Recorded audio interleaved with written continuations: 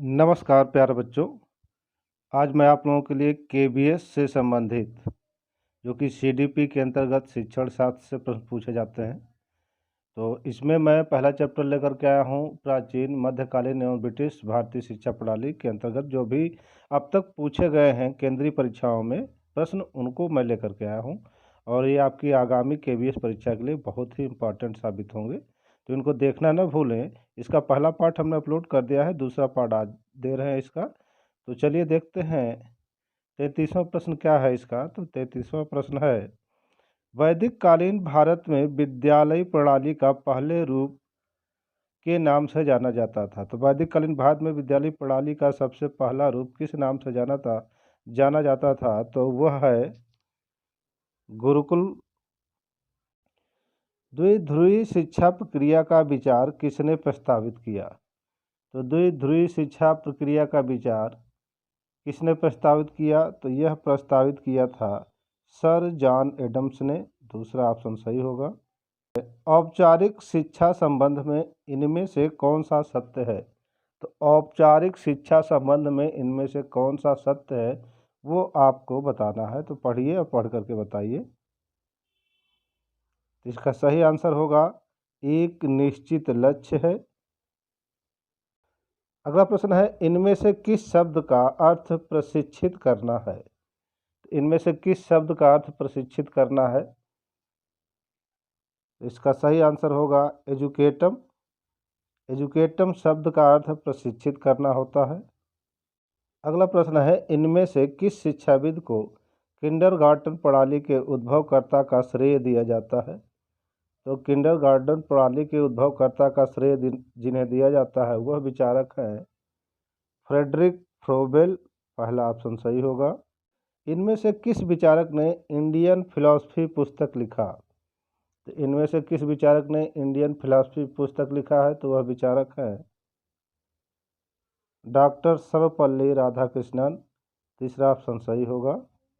अगला प्रश्न है, सुकरात, प्लेटो और अरस्तु ये किस देश के विचारक हैं? ये आपको बताना है। तो सुकरात, प्लेटो और अरस्तु यह यूनानी विचारक हैं। ऑप्शन 2 सही होगा।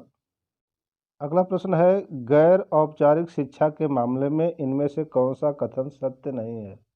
तो गैर औपचारिक शिक्षा के मामले में इनमें से कौन सा कथन सत्य नहीं है? तो जो कथन इनमें से सत्य नहीं है वह है यह परीक्षण उन्मुख है। ऑप्शन 2 सही होगा। अगला प्रश्न है, शिक्षा नीति शिक्षा के आधार पर निर्धारित होती है। तो शिक्षा नीति किसके आधार पर निर्धारित होती है? तो शिक्षा नीति लक्ष्य के आधार पर निर्धारित होती है। ऑप्शन चौथा सही होगा। अगला प्रश्न है, भारत में स्कूली प्रणाली वैदिक काल में प्रणाली के रूप में आरंभ हुआ। यानी एक क्वेश्चन फिर से आ गया है कि भारत में स्कूली प्रणाली वैदिक काल में किस नाम से या किस प्रणाली के रूप में आरंभ हुआ था? तो वह है गुरुकुल। इसका दूसरा ऑप्शन सही होगा। अगला प्रश्न है, इस कृत्रिम शिक्षा के विरुद्ध वास्तविक आंदोलन के नेतृत्व में आरंभ हुआ। तो इस कृत्रिम शिक्षा के विरुद्ध वास्तविक आंदोलन किसके नेतृत्व में शुरू हुआ यह बताना है आपको। इसका सही आंसर होगा बेकन और कामेनियस के नेतृत्व में यह आंदोलन शुरू हुआ। अगला प्रश्न है, उत्पत्ति के अनुसार शब्द एजुकेशन लैटिन जड़ के अंतर्गत निम्न में से किससे निकला है? तो यहाँ पर एक बात ध्यान दीजिएगा कि पूछा है शब्द एजुकेशन लैटिन जड़। अगर जड़ नहीं होता तो इसका आंसर एजुकेटम हो जाता, लेकिन लैटिन जड़ के अंतर्गत पूछा है तो इसका सही आंसर होंगे एजुकेयर, एजुसियर, एजुकेटम। यानी इसके उपरोक्त सभी आंसर सही होंगे। चौथा ऑप्शन सही होगा इसका। अगला प्रश्न है, शिक्षा की एक प्रक्रिया है जो एक सटीक तरीके से पाठ्यक्रम सीमित और परीक्षोन्मुख है। तो यह किसके लिए कहा गया है? किस प्रकार की शिक्षा के लिए? तो यह कहा गया है औपचारिक शिक्षा के लिए। ऑप्शन तीसरा सही होगा। शिक्षा की द्विध्रुवी प्रक्रिया का विचार किसके द्वारा विकसित है? तो यह विकसित है सर जॉन एडम्स के द्वारा यह विकसित की गई है। शिक्षा की त्रिध्रुवी प्रक्रिया किसके द्वारा चलाई गई है? तो शिक्षा की त्रिध्रुवी प्रक्रिया चलाई गई है जॉन डीवी के द्वारा। ऑप्शन 3 सही होगा। अगला प्रश्न है, शिक्षा जीवनमुखी है तो कौन सी शिक्षा जीवनमुखी है? तो वह है अनौपचारिक शिक्षा जीवनमुखी है। तीसरा ऑप्शन सही होगा। अगला प्रश्न है, टू एजुकेशन पुस्तक के लेखक हैं। टू एजुकेशन पुस्तक के लेखक कौन है? इनमें से बताना है आपको। तो टू एजुकेशन पुस्तक के लेखक हैं महात्मा गांधी। ऑप्शन दूसरा सही होगा। इसमें पूछ रहा है, किस व्यक्ति को पश्चिमी विश्व को वेदांत का, भारतीय दर्शन और योग का परिचय कराने वाली शख्सियत समझा जाता है? तो वह कौन सा व्यक्ति है? तो वह व्यक्ति है श्री अरविंद घोष। दूसरा ऑप्शन सही होगा। अगला प्रश्न है, दिनों में शिक्षा की प्रक्रिया पूर्णतः अनौपचारिक है। पूछ रहा है, किन दिनों में शिक्षा की प्रक्रिया पूर्णतः औपचारिक होती है? तो इसका सही आंसर होगा प्रारंभिक दिनों में शिक्षा की प्रक्रिया पूर्णतः अनौपचारिक होती है। अगला प्रश्न है, जीवन का उच्चतम लक्ष्य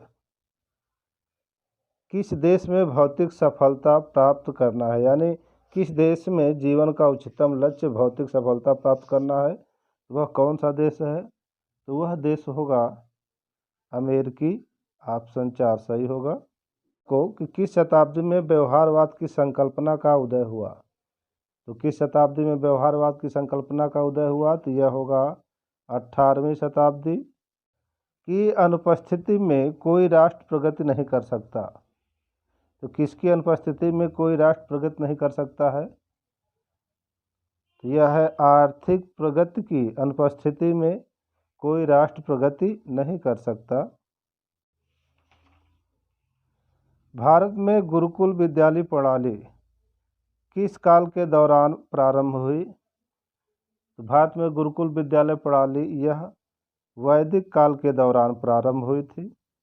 अनौपचारिक शिक्षा के संबंध में निम्नलिखित में से कौन सा कथन सत्य है? तो अनौपचारिक शिक्षा के संबंध में निम्न में से कौन सा कथन सत्य है, ये बताना है। तो इनमें से जो कथन सत्य है वह है, यह अचेतन अध्ययन उपलब्ध कराता है। ऑप्शन 4 सही होगा।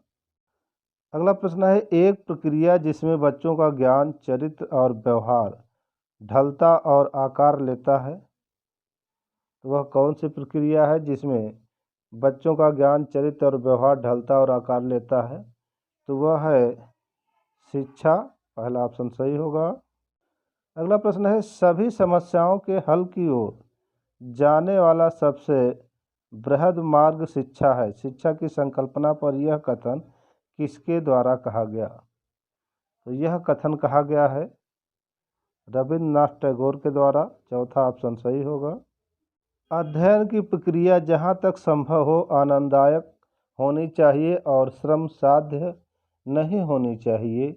ये किस विचारक के शब्द हैं? तो यह जिस विचारक के शब्द हैं वह हैं महात्मा गांधी। शिक्षा का कार्य मानव को बनाना है जो एकीकृत है और इसीलिए वे हैं। तो इसीलिए वे क्या हैं? इसीलिए वे बुद्धिमान हैं। ऑप्शन 2 सही होगा। किस दर्शन के अनुसार वासना एवं तृष्णा मनुष्य की समस्याओं के मूल में है? तो किस दर्शन के अनुसार वासना एवं तृष्णा मनुष्य की समस्याओं के मूल में है? तो वह दर्शन है बौद्ध दर्शन। निम्न में से कौन अस्तित्ववादी है? तो इसमें से बताना निम्न में से कौन अस्तित्ववादी है। तो जो अस्तित्ववादी है उनका नाम है सार्त्रे। ऑप्शन 3 सही होगा। निम्नलिखित में से कौन सा प्रकार शिक्षा के साधन के रूप में विद्यालय से संबंधित नहीं है? तो इनमें से बताना कि कौन सा प्रकार शिक्षा के साधन के रूप में विद्यालय से संबंधित नहीं है। तो वह है धार्मिक समस्याओं हेतु निश्चित समाधान। दूसरा ऑप्शन सही होगा। शिक्षा के दर्शन को कौन सा संप्रदाय डार्विन के विकासवाद के सिद्धांत से निकटता जताएगा? तो शिक्षा का कौन सा संप्रदाय डार्विन के विकासवाद के सिद्धांत से निकट है तो यह बताना है, तो वह कौन सा सिद्धांत होगा? तो वह है प्रकृतिवाद। ऑप्शन 3 सही होगा। है कि जैन मतानुसार शिक्षा का अंतिम लक्ष्य है। तो जैन मतानुसार शिक्षा का अंतिम लक्ष्य क्या है? तो जैन मतानुसार शिक्षा का अंतिम लक्ष्य है मुक्ति। तो दोस्तों, मेरे ख्याल से वीडियो पसंद आई होगी। वीडियो अगर पसंद आई हो तो लाइक और शेयर ज़रूर करें, साथ ही चैनल को सब्सक्राइब भी कर लें। अब मिलते हैं अगले चैप्टर में।